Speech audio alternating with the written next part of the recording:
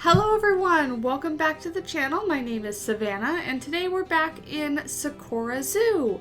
So this is the second episode of Sequora Zoo, and before I started this I had put out on Twitter a little vote, and you guys had voted between a few of the small animals, and the Chinese pangolin won. It was a pretty close vote between Chinese pangolin and I think the other one was the Nile monitor. I had also included flamingos and the peafowl because those are some of the smaller animals in the zoo, and that's what we're going for here in Sequora, is a very realistic but very kind of small towny zoo where we can kind of focus on all of the details that would come along in a really realistic zoo. So I was pretty excited that the Chinese pangolin won because they are, oh, excuse me, I forgot to turn my phone off. They are one of the underappreciated animals, I think, in the game, as far as, you know, there's the big animals like lions and tigers and bears that a lot of people like to build with and are really common, but other ones like the Chinese pangolin, some of the monkeys, things like that, the cheetahs, I really don't see a whole lot with any of those animals, and so I wanted to focus on some of those in Sequora. So I think the next one, actually, you know what, I'm not going to say what the next one I have in mind is. You're just going to have to wait and see. But basically the idea behind this one, again, that we're going for realism here as much as possible, and I will preface this by saying, you know, I actually do work with animals. I've mentioned before I work full-time. I am in the animal welfare industry, but I don't work with these guys specifically. So to my understanding and from a little bit of research that I did, wanted to make sure that we're hitting as much of the realism as we can. So Chinese pangolins are nocturnal or active mostly in dawn and dusk, which is known as crepuscular. So it'd be like the times that most often their predators aren't around, when things that they're going to be eating are more active. So for that reason, if they were in a zoo during the day, they would be hiding in their little burrows, because Chinese pangolins are actually really excellent diggers, but that doesn't make for a very exciting exhibit, right? So if you go to the zoo and the animal's just in its little house the whole time, you got to find some way for the animal to be visible by the guests. Now, short of making it so that the guests can actually go look straight into the den, which I don't think is necessarily super realistic, or I guess not really great for the animal, you know, they do need places to get away and hide, but making it so this is more of a nocturnal house. So this is where the Chinese pangolin on the inside would be mostly dark during the day, and then they could turn on the lights at night and kind of just flip-flop the pangolin's idea, or day-night cycle rather, so that their night is our day and vice versa. That way they'd be out. And then I also wanted to add some exhibits, because exhibits I don't use nearly often enough, and so I just thought about throwing in some of these on this other end. I do end up changing this front screened area that you just saw me finish up kind of doing there, but throwing in those as well, some reptiles that would follow along the same lines. I forget which ones I exactly threw in. I think I threw in a boa and an iguana, similar animals that would be more nocturnal or crepuscular animals that would kind of fit that as well.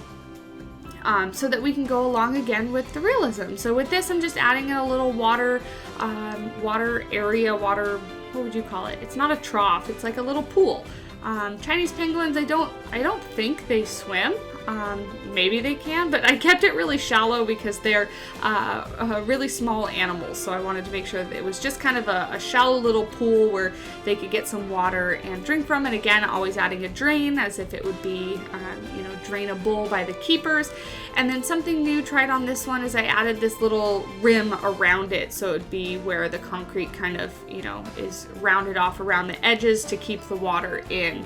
Again, I don't think Chinese pangolins are going to be splashing around and swimming and making a mess, but, I was testing my limits here as far as seeing how realistic I can get things, and then just surrounding it with some rocks to really blend it in, and then that way it's also traversable by the animals. As I was building this and playing with the Chinese pangolins, I actually was surprised with how cute I find them. They're so adorable with their little feet and the way they walk and their claws and stuff like that. So I really enjoyed working with them. just checking their foliage here and then putting in all the trees and things that I think would go nice. I ended up using these ones here and kind of rotating it so one end stuck up because they were a little bit too wide.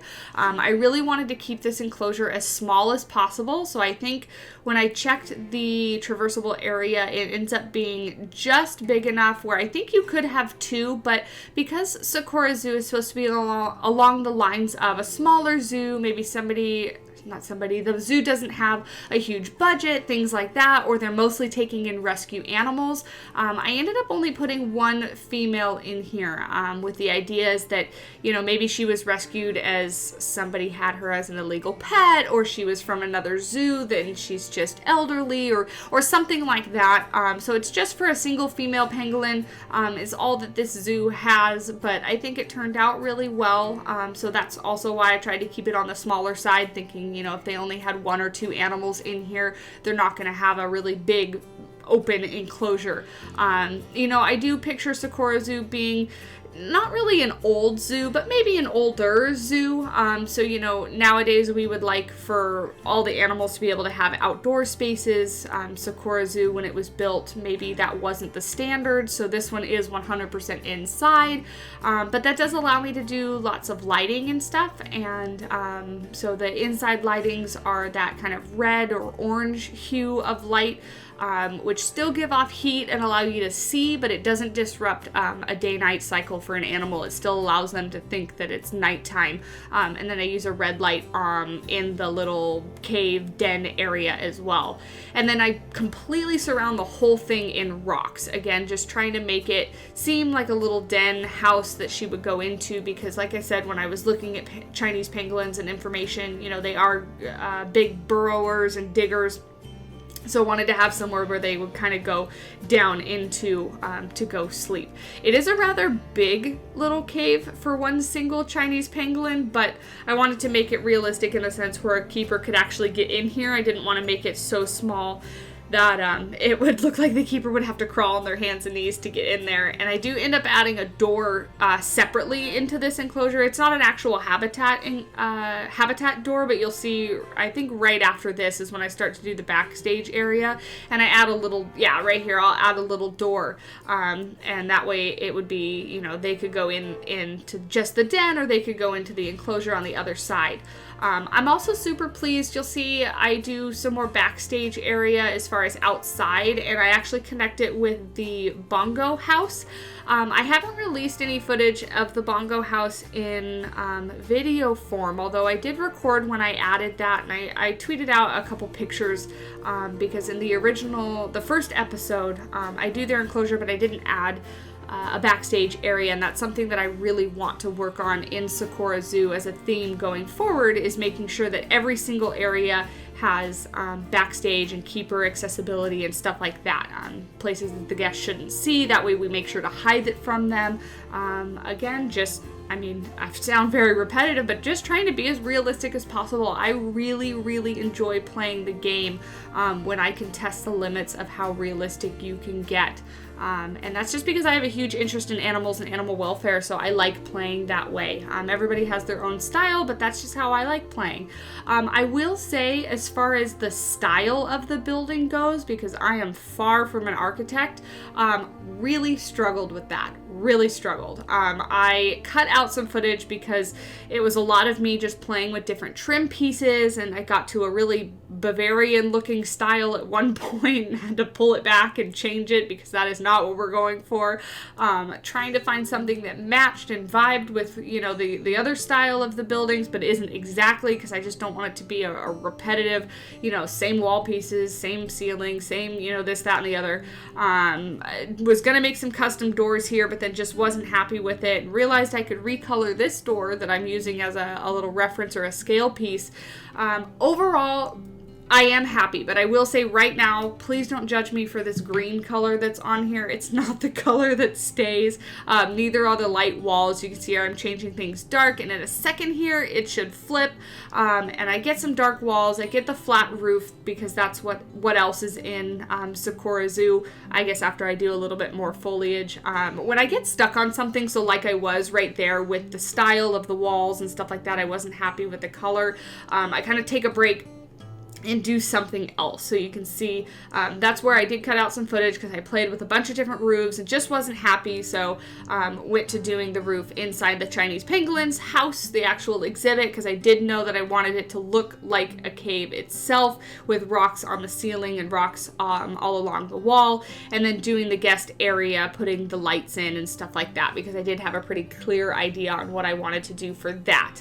But I do apologize if this video is a bit more sporadic than normal, and it simply was because I was just kind of struggling with the certain style that I wanted it to go. I didn't work off any reference picture for this one, which is very abnormal for me. Normally, I only specifically build things with a reference picture, or at least by sketching something or drawing something first, and I didn't. This one I just kind of sat down and went with an idea in my head, so it was a bit more difficult for me. But these are just kind of like spotlights and stuff. Like I mentioned, these are going to be the orange kind of reddish hue lights throughout the enclosure so that the guests can see the animal, but the animal still feels like it's nighttime. Extremely simple, very happy with how these turned out. But yeah, you can you can let me know what you think down in the comments. Videos would be a whole lot better if I could speak straight or clear, right? Or maybe not. Maybe that's entertaining. I don't know. Anyway, going off on a tangent, or at least trying not to go on a tangent. Finishing up the lights here, I do put a lot of effort into custom signs and custom backstage stuff. However, a couple of the backstage things, because they're towards the end of the video, and I'm going to stop talking and be quiet so you guys can enjoy the speed build by then, there are a couple things from the workshop, specifically the golf carts and then the dumpster. The very commonly used, you'll see it, you'll recognize it. Definitely don't want to take credit and want to give credit where credit is due. Those links to both the Steam workshops for the golf carts as well as the dumpster are going to be in the description, so if you want to use those as well, they're amazingly made, and they were just perfect. There was no need for me to try to build my own because I personally couldn't do any better. They were perfect. But yeah, those are the only two things that I personally did not build, aside from the fonts, of course. I've mentioned it before. I use Ricey's fonts, and again, they're perfect. I don't need to take the time to make my own font. Ricey is totally awesome at that. So those are the things that are in there, and if I ever use something from the Steam Workshop and I forget to actually verbally mention it, the descriptions are always in the, the links are always in the description, so that you guys can check them out as well. One thing I am really enjoying about Planet Zoo is just the community and the fact that everybody builds such amazing things and we can all share it with each other. So I definitely want to, like I said, give credit where credit is due.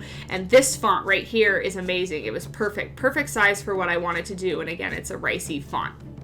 But anyway, you can see now that I've cut to here, I changed the walls completely to the metal, added some more wood on there, changed the color of everything, and I think it turns out really good as far as sticking with the theme of the original buildings of the entrance as well as the bongo habitat. I think that I was a little far off trying to do this bright cream light colored walls for the building that just really didn't mesh well with what I was doing. And then in front here, I wanted to do just a little garden walk. I did this in River Rock Zoo in front of the Dull Sheep habitat. Just a little area like you might see for some empty space in a zoo where you kind of walk through and there's some signs about what flowers, what plants, what things like that. I start adding a lot of different flowers and whatnot. I end up not really liking how it turns out and going back to take away a lot of the plants and add new ones. So you'll see that as we go through here, but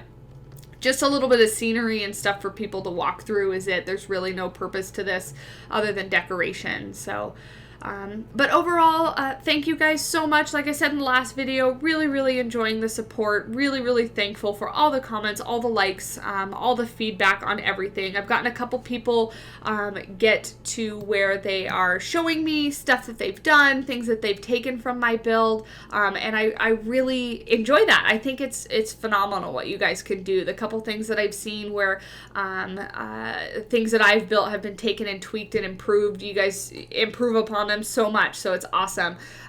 Links in the description to anything I have in the Steam Workshop are always there. Anything that's there, of course, you're free to use. And with that, I'll leave you with the speed build. It's not so much of a longer one, but you know, there's 15 or so minutes left. I really hope you enjoy, guys. There is some cinematics at the very end. And until then, I will see you in the next one. Bye!